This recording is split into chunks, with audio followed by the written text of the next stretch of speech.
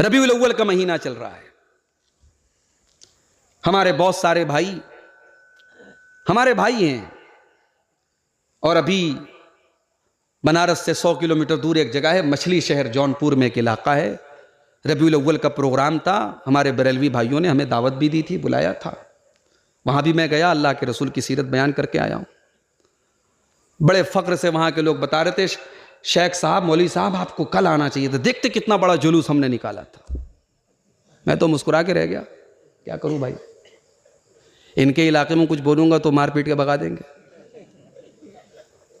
लेकिन आप सोचें, इतना बड़ा करोड़ों अरबों का खर्च हो रहा है रसूल की मोहब्बत के नाम पे,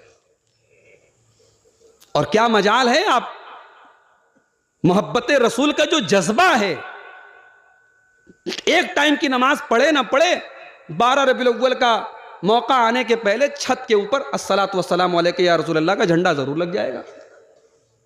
जैसे 15 अगस्त आता है तो हमारे कुछ भाइयों की देशभक्ति जाग जाती है, देश के लिए कुछ करो चाहे मत करो, 15 अगस्त वाले दिन बाइक पर तिरंगा जरूर लगा लो भाई, ये साबित हो जाए कि हम देशभक्त हैं।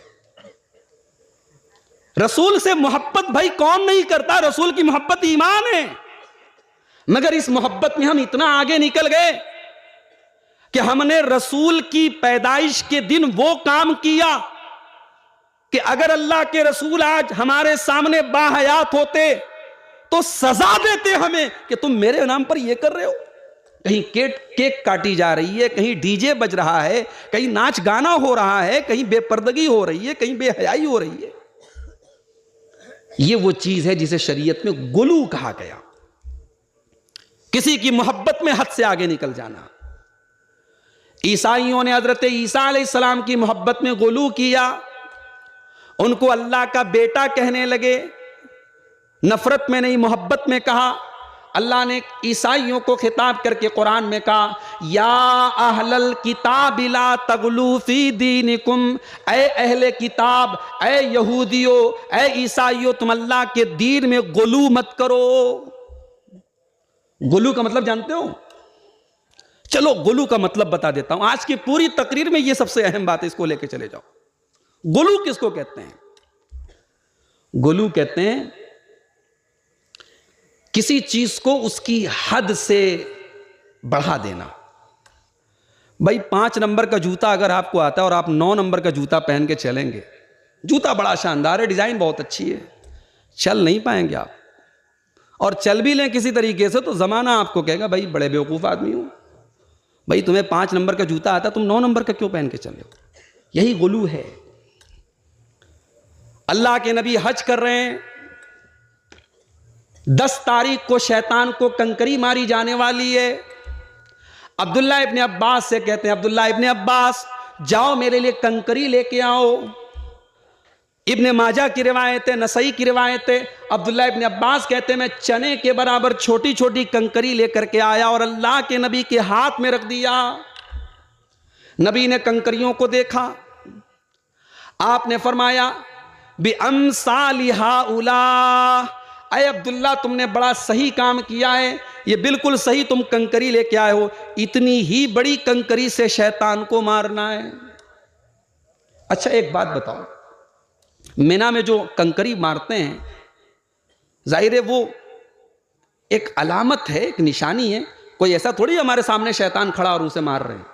वो शैतान को जलील करने का अल्लाह ताला ने एक तरीका बनाया है, कोई ऐसा थोड़ी कि शैतान खड़ा और हम उसको मार रहे हैं। तो अगर हम उसको चने के बराबर कंकरी से मारे हैं और उसे हम जो है आधा ईंटा खींच के मार दें, बड़ा वाला ईंटा खींच के मार दे, पत्थर खींच के मार दे, जूता खींच के मार दे, भाई मकसद तो सेम है ना, शैतान को जलील करना है, तो मकसद तो पूरा हो रहा है। मगर नहीं, गुलू यही है। अल्लाह के नबी के जुमले पर गौर करो, आपने फरमाया अय अब्दुल्ला तुम जितनी बड़ी कंकरी लेकर के आओ ये बिल्कुल सही तुम लाए हो, इय्याकुम वल गुलू फिद्दीन, इससे बड़ी कंकरी मत लाना, ये दीन के अंदर गुलू हो जाएगा और दीन के अंदर गुलू करने से बचो। फ़इन्नमा अहलका मन कान क़ब्लकुम बिल गुलू फिद्दीन, तुमसे पहले के लोग इसीलिए हलाक हो गए कि वो दीन के अंदर गुलू करते थे। पता ये चला कि अगर मेरे नबी ने एक चने के बराबर कंकरी मारने का हुक्म दिया है तो इतनी बड़ी कंकरी मारना भी गुलू है। अगर मेरे नबी ने जितनी बड़ी कंकरी मारने का हुक्म दिया उतनी ही बड़ी कंकरी हमें मारना है। मेरे भाइयों, जिस नबी ने एक कंकरी मारने को भी अगर उसकी प्रॉपर हद से ज्यादा, अगर उसकी साइज से बड़ी कंकरी अगर हम मारे, अगर उसको नबी ने गुलू करार दिया है, आज हमारे कितने भाई हैं जो अल्लाह के नबी को अल्लाह के दर्जे तक लेके चले गए और यहां तक कह दिया कि अल्लाह और मोहम्मद में कोई फ़र्क नहीं है, हमें जो लेना है हम मोहम्मद से ले लेंगे।